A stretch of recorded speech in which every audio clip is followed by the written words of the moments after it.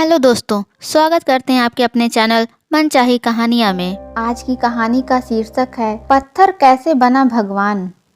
एक बार एक मूर्तिकार अपनी छीनी और हथौड़ी से एक पत्थर को भगवान की मूर्ति का आकार देने का प्रयास कर रहा था। जैसे ही वह छीनी पर अपना हथौड़ा चलाता, वह पत्थर चिल्लाने लगता और कहने लगता, ये क्या कर रहे हो? मुझे इतना मार क्यों रहे हो? मुझे बहुत दुख हो रहा है, तकलीफ हो रही है, पीड़ा हो रही है। मुझे अपने हाल पर छोड़ दो और यहाँ से चले जाओ। मूर्तिकार ने उस पत्थर से कहा, मुझे बहुत अच्छे से पता है कि तुम्हें बहुत ज़्यादा दर्द हो रहा है, तकलीफ हो रही है और तुम बहुत ही ज़्यादा पीड़ा में हो। लेकिन यदि आज तुमने इस दर्द को नहीं सहा, इस तकलीफ को नहीं सहा, तो जीवन भर तुम यहीं इसी प्रकार से पड़े रहोगे। मुझे पता है कि तुम में आगे बढ़ने की अपार संभावना है।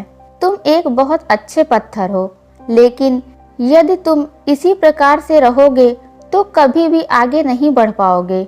इतना कहकर मूर्तिकार ने औजार उठाए ही थे कि पत्थर फिर से चिल्लाने लगा, गिड़गिड़ाने लगा, विनती करने लगा कि मुझे अपने हाल पर छोड़ दो। मुझे पता है कि जीवन के लिए कौन सी चीज़ सही है और कौन सी चीज़ गलत है। मुझे बहुत ज़्यादा दर्द हो रहा है। अब मैं इस तकलीफ़ को बहुत ज़्यादा नहीं सह सकता। मैं जिस हाल में हूँ उस हाल में छोड़कर मुझे तुम यहाँ से चले जाओ। उस मूर्तिकार ने फिर से उस पत्थर को समझाने की कोशिश की। ज़्यादा अधीर मत बनो और अपने सब्र को बनाए रखो। थोड़ी देर इस दर्द को सहो। यदि इस दर्द को सह लिया तो मैं भगवान की मूर्ति के रूप में तुम्हारी स्थापना करवाऊंगा और फिर दूर दूर से लोग तुम्हारी पूजा करने आएंगे और पंडित और लोग तुम्हारी सेवा करेंगे। लेकिन पत्थर ने उस मूर्तिकार की एक भी बात नहीं मानी। वह चिल्लाता रहा और अपनी बात पर अड़ा रहा। मूर्तिकार ने उस पत्थर को समझाने की बहुत कोशिश की, लेकिन वो पत्थर नहीं माना।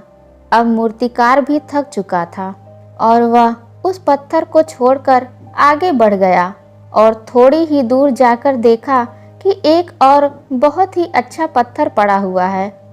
उसने छीनी और हथौड़ी उठाई और उस पत्थर को मूर्ति बनाने के लिए वो तैयार हो गया। मूर्तिकार ने छीनी और हथौड़ी का वार दूसरे पत्थर पर जारी रखा। दूसरे पत्थर को भी दर्द हुआ, तकलीफ हुई, लेकिन उस पत्थर ने बर्दाश्त किया और देखते ही देखते थोड़े समय के बाद उस पत्थर ने भगवान की मूर्ति का रूप धारण कर लिया। थोड़े दिन बाद उस मूर्ति की एक मंदिर में स्थापना हो गई। धीरे धीरे करके लोग वहां पूजा पाठ करने आने लगे। लोगों की मन्नतें वहां से पूरी होने लगी और वह मंदिर बहुत ही ज़्यादा प्रसिद्ध हो गया। अब धीरे धीरे करके दूर दूर से गांव से लोग वहां पूजा पाठ करने आने लगे। फिर एक दिन एक और पत्थर को उसी मंदिर में लाया गया और उसे एक कोने में रख दिया गया।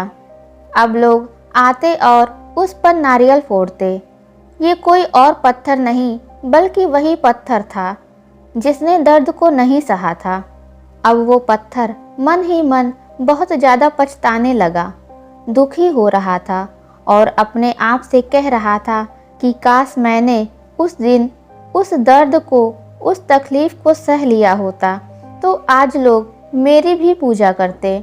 इसलिए आप भी अपने जीवन में हमेशा याद रखिएगा कि जब भी आप अपने करियर की शुरुआत में किसी काम को कर रहे हो, पढ़ाई कर रहे हो या कोई काम कर रहे हो और उसमें आपको दर्द हो रहा है, तकलीफ हो रही है, ज़्यादा मेहनत करना पड़ रहा है, तो आप रुकिएगा मत, किसी और रास्ते की शुरुआत मत करिएगा, क्योंकि कोई और रास्ता आपको सफलता नहीं दे सकता है।